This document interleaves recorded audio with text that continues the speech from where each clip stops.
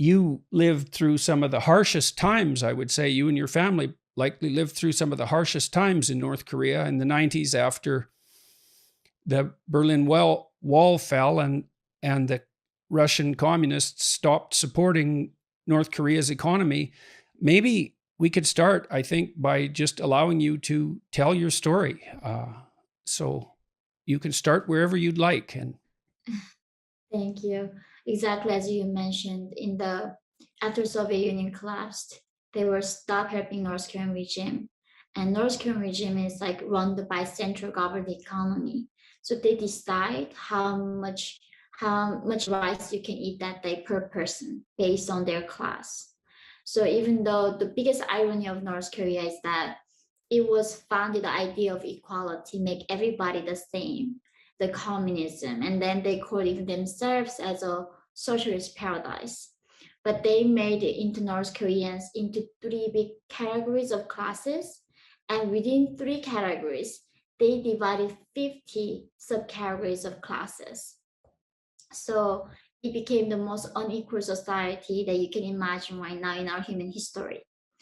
I was born in the northern part of North Korea. So during this great famine that was man-made famine by Kim regime, that's where most of North Koreans died in the northern part where I was born. And the people in Pyongyang, in the capital, they were still well fed. So the modern example that I found was actually the Hunger Games. There is a capital and they divide 13 different districts. They make everybody else outside the capital on verge of surviving. So people do not think about what is the meaning of life, what is freedom. All they have to think about is next meal. Like, can I find food to feed my child? And in Pyongyang, they are really well fed and they have every intention to maintain the system and the regime.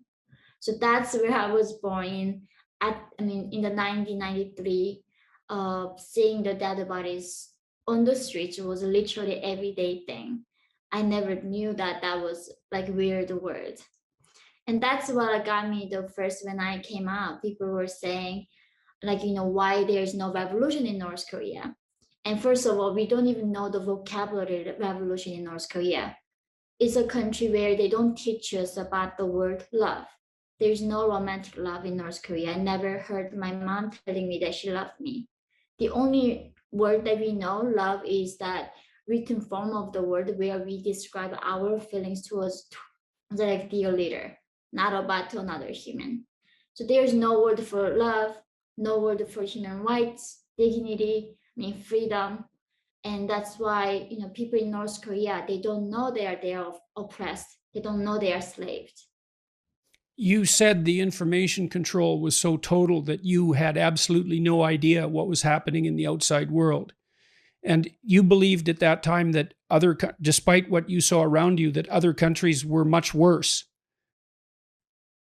So even here right now in this 21st century, North Koreans do not even know the existence of internet. And we do not even have electricity. So of course in school, I never even seen the map of the world. I never even knew. So in school in North Korea, they don't teach me that I'm an Asian. They teach me that I'm a Kim Il-sung race. And North Korean calendar begins not when the Jesus Christ was born, when Kim Il-sung was born. So they cut out entire information and people literally get executed for watching foreign information. And that is a crime to be dead in North Korea. So you do not have a freedom even to travel abroad. It's an entire black hole of information. You don't know outside that cave what's happening. But of course, like the leaders like Kim Jong-un, he went to school in Switzerland. The top elites go out, but the people at the bottom, most of them, never even seen the map of the world, and we don't even know what Africa, other continents, other race, and that was like me. And you described the conditions that you grew up in. So you're, Mm. first of all, what stands out quite remarkably is the degree of hunger.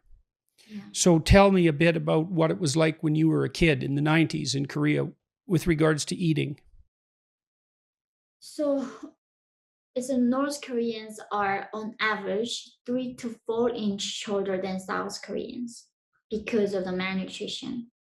And I'm like 5'2", but most of North Korean men are shorter than me. So if we are above 4'10" high, you must go to military. So tons of North Korean adult men are around 4'10", like even below that right now. So this severe malnutrition affects even our brain development. North Korea's average life expectancy is like if somebody lives up to 60, we think they lived a really long life. Like my grandmother who died from almost like malnutrition before her 60, everybody thought, oh, she lived long enough to do that. So it is a different planet we are talking about.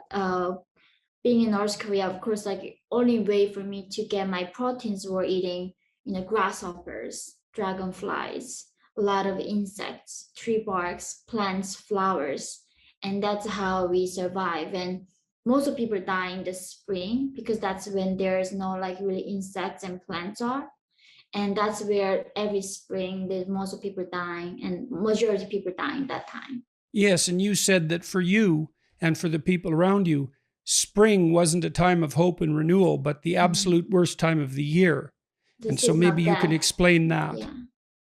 Yeah, so every spring I remember my skin sort of like cut off from the like vitamin lackness that I would get dizzy, and it's like season of death every spring. The people who couldn't wait until the summer so the plants grow, and that's when like we all know that tons of people gonna die. And I still remember I escaped in the spring in at the March of 2007. One day I had a really bad stomach ache and my mom took me to the hospital. But in North Korea, of course, there's no electricity, there's no x-ray machines, none of that.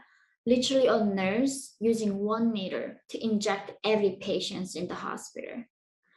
And people don't die from cancer in North Korea, they die from infection and hunger mostly. And the doctor literally told my mom that she has appendix. I think we gotta operate on her like right now in this afternoon. And they do not use anesthesia. It's a very like people don't use anesthesia in North Korea. So they would cut my belly open that afternoon, and I was fainting. And they said, "Oh, she just malnourished. She got some infection. She doesn't have any appendix."